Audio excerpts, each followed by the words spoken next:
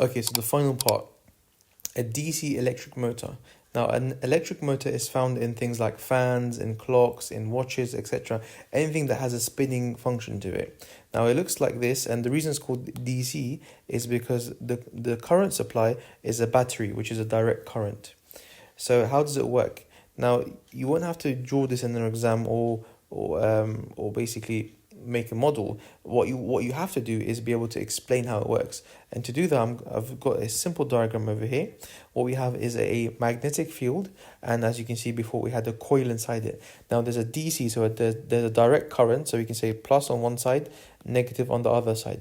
So the current is actually traveling along from this direction, like that, up, around, and this way.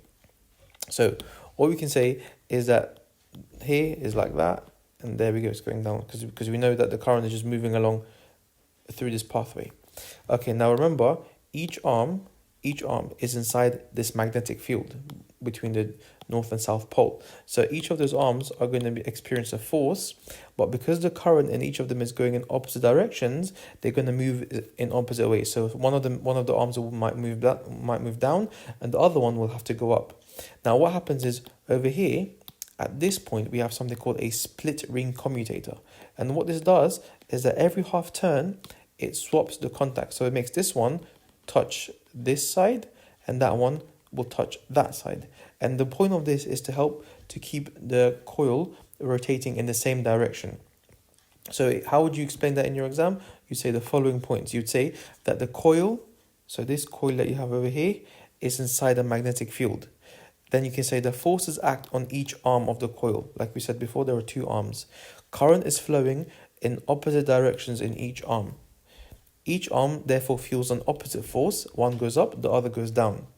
The split ring commutator swaps the contacts every half turn. And finally, once the contacts have been swapped, this allows the motor to keep going in the same direction. Now, what if you want to spin the motor the other way around? To do that, you can either swap the direction of the magnetic field, so swap the poles, or you can swap the poles of the battery. Hey guys, if that video helped you, support our channel by liking, subscribing, and sharing it with your friends. And more importantly, if you still have questions, drop a post on our forum at ExamQA.com, where I will personally be there to help answer your questions. Mohammed signing out.